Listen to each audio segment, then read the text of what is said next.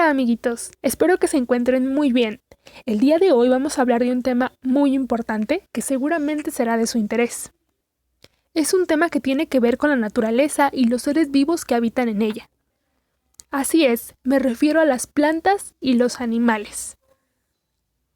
Pero antes de comenzar, te pido que reflexiones y pienses muy bien acerca de estas preguntas. Dime qué piensas. Ayúdame a responderlas. Dime, ¿te gustan los animales? ¿Cuál es tu animal favorito? Apuesto que tienes más de uno. Dime, ¿tienes mascotas en casa? ¿Cuáles son?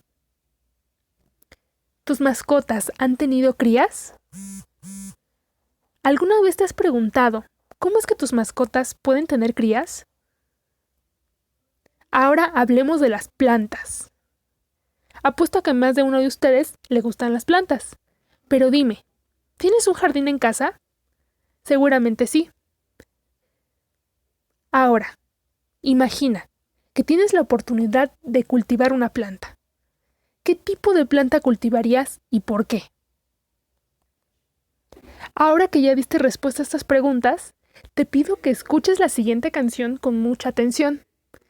Pon atención a la letra. ¿Qué es lo que dice? Veámosla. ¡Ay, Dino! ¡Canciones para niños!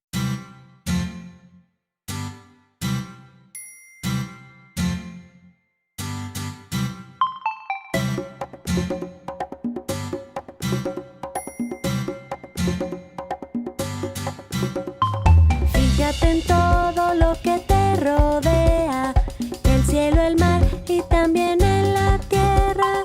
Fíjate en todo lo que te rodea, todo esto es la naturaleza. Es la aurora iluminando el cielo, un pingüino jugando en el hielo, un avestruz enterrando su cabeza. Todo esto es la naturaleza. Fíjate en todo lo que te rodea, el cielo, el mar y también en la tierra. Fíjate en todo lo que te rodea, todo esto es la naturaleza.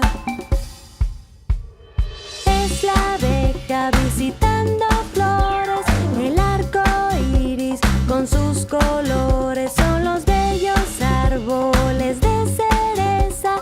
Todo esto es la naturaleza.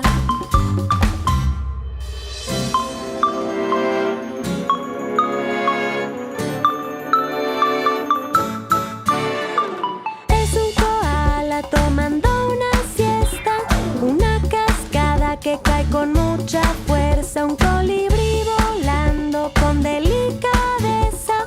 Todo esto es la naturaleza. Muy bien.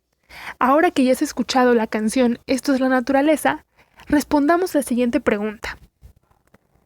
Si no pudiste escuchar la canción correctamente, puedes repetirla o pausarla. Dime, ¿cuál es el tema principal de esta canción? ¿Puedes describirla? Si ya respondiste a esta pregunta, ahora dime, ¿qué elementos conforman la naturaleza? Observa a tu alrededor. Observa el entorno en el que estás ahora. ¿Qué elementos de la naturaleza puedes observar y puedes encontrar? Ahora hablemos un poco de la naturaleza. La naturaleza es todo lo que está creado de manera natural en el planeta Tierra, es decir, en nuestro hogar. Está relacionada con las diferentes clases de seres vivos como lo son los animales y las plantas e incluso los mismos seres humanos. Por lo tanto, podemos decir que la naturaleza es todo aquello que tiene vida. Y cuando se habla del mundo natural, se hace referencia a los bosques, las rocas, las playas, los animales salvajes, la humanidad y todo aquello que no ha sido manipulado por el hombre. Como puedes ver, los elementos que conforman la naturaleza son elementos con los que estamos en contacto durante toda nuestra vida.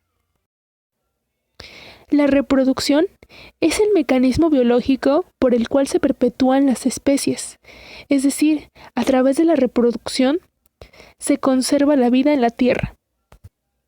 Es a través de este proceso que se transmiten los caracteres de la especie de generación en generación.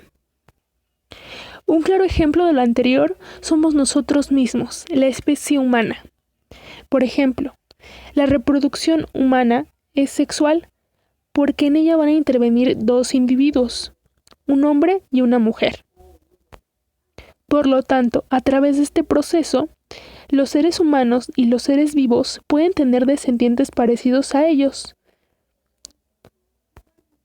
Es por ello que seguramente tú eres muy parecido a alguno de tus padres físicamente.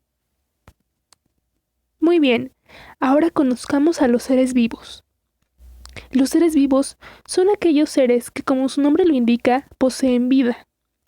Se caracterizan porque cumplen un ciclo de vida específico.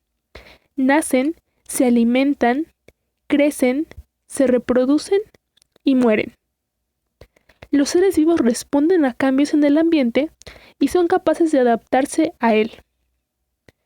Todo ser vivo necesita agua, alimento, aire y luz solar para sobrevivir. Son condiciones indispensables para su desarrollo. Muy bien, ahora hablemos de la reproducción de los animales. ¿Cómo es que los animales perpetúan su especie? Pero antes de comenzar, reflexionemos. ¿Tú has escuchado alguna vez sobre los animales que se encuentran en peligro de extinción? Por ejemplo, seguramente ya sabes que los dinosaurios se extinguieron hace muchos años, pero no son las únicas especies que se han extinguido a lo largo del tiempo. Ejemplos de ellos hay muchos, como el delfín del río, el dodo, la vaca marina o el alce irlandés, entre muchos otros ejemplos. Y hoy en día aún hay animales que están en peligro de extinción, como lo son el oso polar, el elefante, el oso panda, la ballena, el chimpancé o el leopardo de las nieves. Como puedes ver, son situaciones muy desafortunadas. Pero, ¿por qué es que ocurre esto?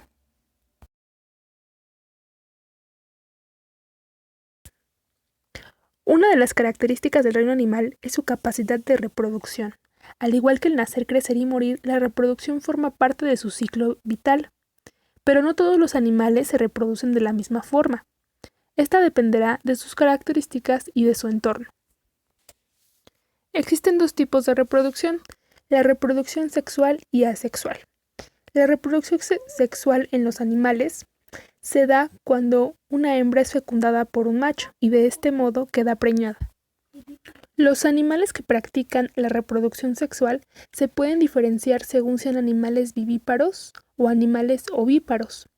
Esto dependerá del modo en cómo tengan de gestar el embrión, puesto que hay algunos que lo hacen de manera interna, es decir, dentro de la barriga de la madre, se desarrolla el feto, como es el caso de las personas, ya que, por ejemplo, un bebé se desarrolla dentro del vientre de la madre, y otros donde el desarrollo se da de manera externa. Un ejemplo de ello son los huevos. Los animales vivíparos son los animales que forman el embrión dentro del cuerpo de la madre, y el feto se alimenta mediante el cordón umbilical que le proporciona el alimento que toma la hembra. Estos animales son llamados mamíferos, y son los que tienen a sus crías con el proceso natural del parto y la duración del embarazo, así como el número de crías que puede ser completamente variable. ¿Puedes identificar algún animal que tenga gran número de crías? ¿Cuáles son? Como mencionábamos anteriormente, el tiempo de gestación y el número de crías de los animales suele ser muy diverso y depende de la especie. Por ejemplo, las ballenas suelen tener un solo ballenato por parto y como algunas viven 15 años y otras hasta 90 años, pueden dar a luz entre 6 y 15 crías dependiendo de la especie. En cambio, animales como los conejos tienen una gestación que dura menos de un mes y suelen tener alrededor de 5 crías por parto. Aparte de los animales mamíferos, existe otra categoría, los animales ovíparos. La mayoría de los animales practican una gestación externa al cuerpo de la madre.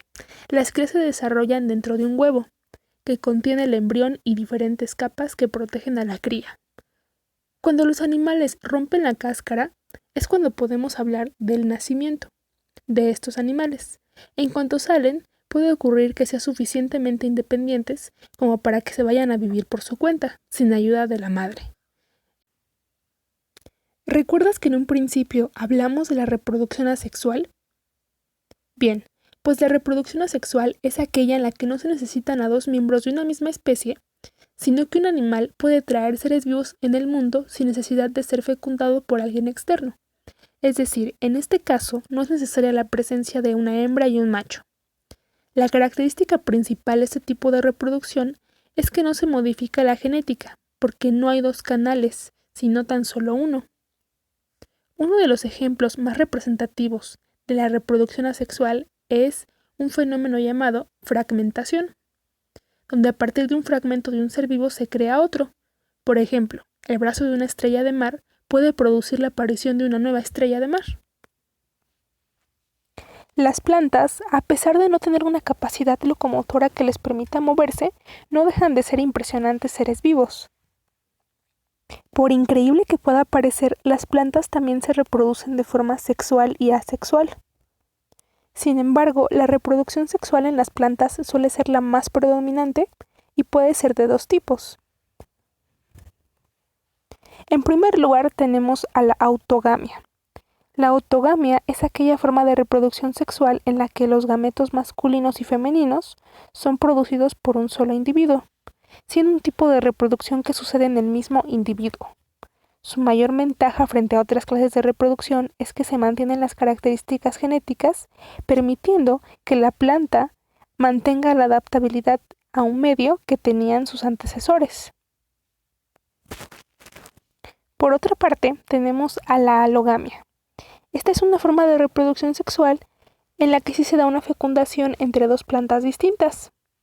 Las especies que realizan este tipo de reproducción generan plantas que van a tener un nuevo código genético, es decir, una nueva información que va a determinar cómo serán sus características, y por lo tanto son las plantas con mayor variabilidad.